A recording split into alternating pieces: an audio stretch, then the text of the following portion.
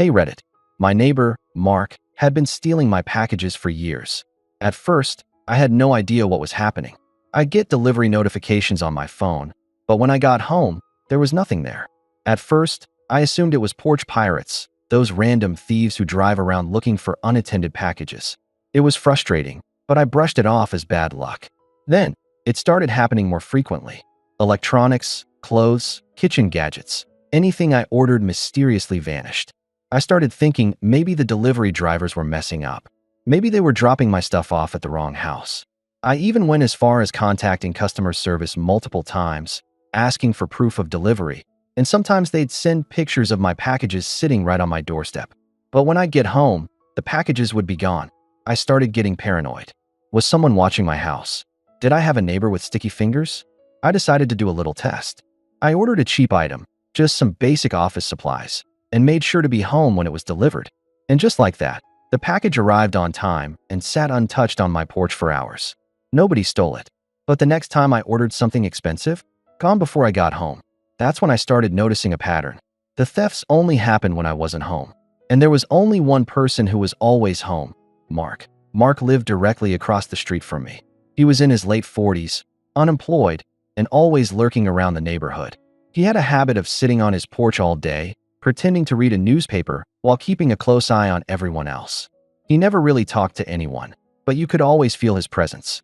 Something about him always seemed off, but I had no proof that he was the one stealing my packages. That changed when I decided to install a security camera. It wasn't fancy, just a basic motion-activated camera that recorded whenever someone came onto my porch.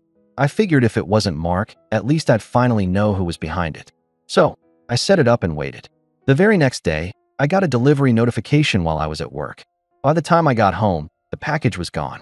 I rushed to check the footage, and sure enough, there he was, Mark, creeping onto my porch, glancing around, then snatching my package and walking back into his house like it was nothing. I was furious.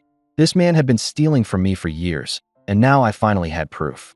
I stormed across the street and pounded on his door. When he answered, he had the audacity to act surprised. "What's up?" he asked, playing dumb like he didn't know why I was there. I kept my cool. "I have a security camera now, Mark. I saw you take my package. Just give it back, and we won't have a problem." He frowned and shook his head. "I don't know what you're talking about, man." I pulled out my phone and showed him the footage. His face paled for a split second, but then he laughed. "That's not me." I couldn't believe it. The guy was caught red-handed, and he still denied it. I wanted to punch him right then and there, but I knew that wouldn't solve anything. Instead, I called the police. When the cops arrived, I showed them the footage. They confronted Mark, but without a search warrant, they couldn't go into his house and retrieve my stolen items. And of course, Mark refused to cooperate. He stood there, smirking, as the officers told me there wasn't much they could do. I was livid. This man had been stealing from me for years, and now, even with evidence, he was getting away with it. That's when I decided that if the law couldn't stop him, I would. I spent the next few days planning my revenge. If Mark wanted to steal from me, I was going to give him something worth stealing, something that would make him regret ever touching my packages. I needed to make sure it was big enough, tempting enough, that he wouldn't be able to resist. That's when I came up with the perfect plan. I ordered a massive package, something that looked valuable and irresistible. I made sure it was large, heavy, and looked like it contained something expensive. To make it even more tempting, I printed out fake shipping labels from a luxury brand and slapped them on the box. I wanted Mark to think he was hitting the jackpot. But inside was pure hell. I filled the box with a combination of the worst, most disgusting things I could find. Rotten meat, old spoiled food, and the masterpiece, the ultimate revenge ingredient, skunk spray mixed with industrial-strength glitter. I sealed it up perfectly, making sure that the moment he opened it, he'd be in for the worst experience of his life. Then, I set up my camera and waited. I didn't have to wait long. Within an hour of the package being delivered, Mark fell for the bait. I watched through my security feed as he snuck onto my porch, snatched the box, and hurried back inside his house like a rat carrying stolen cheese. And then it happened. I couldn't see inside his house, but I could hear it. A loud shriek echoed from across the street, followed by frantic coughing and gagging. A few seconds later, Mark burst out of his front door, stumbling down his porch steps, his clothes and face covered in a mix of glitter and filth. He was dry heaving, eyes watering, desperately trying to rub the glitter out of his hair. The smell was so strong that even from my porch, I could catch a whiff of it, and it was spreading fast. The stench of death and skunk spray clung to him like a curse, seeping into his clothes, his house, and everything he touched. But that was just the beginning. As Mark flailed around outside, his wife came storming out, demanding to know what the hell was going on. When she got a whiff of him, she recoiled, covering her nose in disgust. "What is that smell?" she screeched. Mark was still gasping for air, trying to explain, but all that came out was incoherent babbling. People from the neighborhood started peeking out their windows, stepping onto their porches, watching the spectacle unfold. Then, someone shouted, "What the hell happened?" And before I could stop myself, I called out from my porch. Maybe he opened a package that wasn't his. Silence. Then laughter. It started with a few chuckles, but quickly grew into full-blown laughter as the realization spread through the crowd. Mark, the sneaky package thief, had finally been caught. And not just caught. He had been humiliated in the worst way possible. The glitter stuck to him like a second skin, refusing to come off no matter how much he scrubbed. The smell? That was even worse. It had seeped into his house, his furniture, his clothes. Every time he walked by, people gagged and took a step back. And just when he thought things couldn't get worse, the HOA got involved.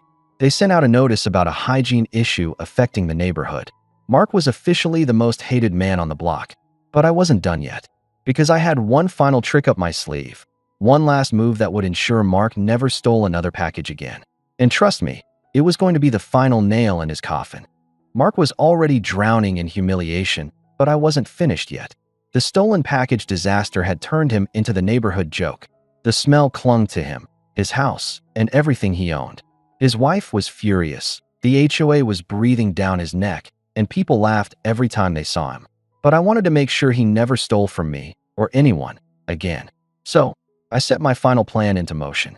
The first step was letting the neighborhood know the full extent of Mark's thievery. Sure, most of them already suspected he was up to no good, but I wanted to make sure they had undeniable proof. I compiled all the footage from my security camera, every single clip of him creeping onto my porch and snatching my packages. Some clips showed him wearing the same clothes he had worn while talking to neighbors, making it impossible for him to deny it. Then, I put it all together into a neat little video and posted it in the neighborhood's online community group. The reaction was immediate. People were furious. Dozens of neighbors chimed in, sharing their own experiences of missing packages over the years. Some had filed complaints, but without proof, nothing ever came of it. Others had simply assumed porch pirates were responsible.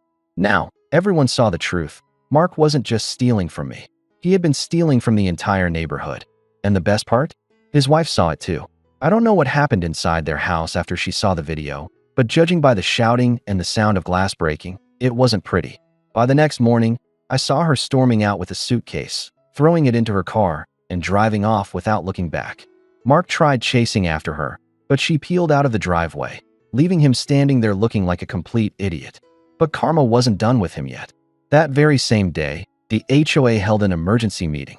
The board members weren't exactly known for their efficiency, but even they couldn't ignore the chaos Mark had brought to the neighborhood.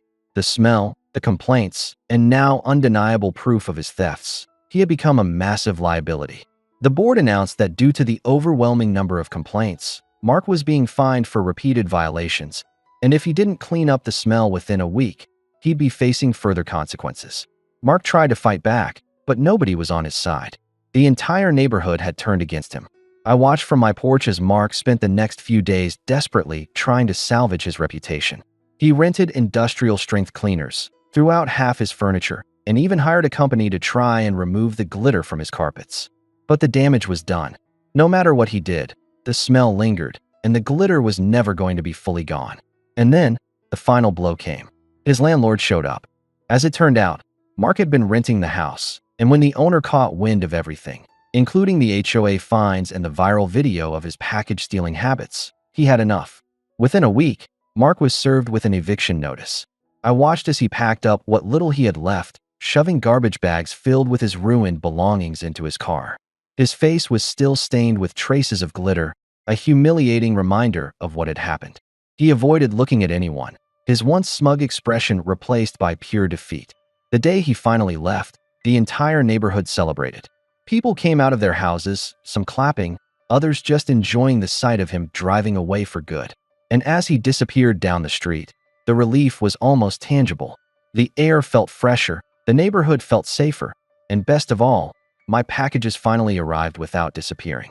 Mark had spent years stealing from the people around him, thinking he was untouchable. But in the end, karma caught up with him in the most spectacular way possible. And as I stood on my porch, watching the last traces of his existence fade away, I couldn't help but smile. Justice had been served.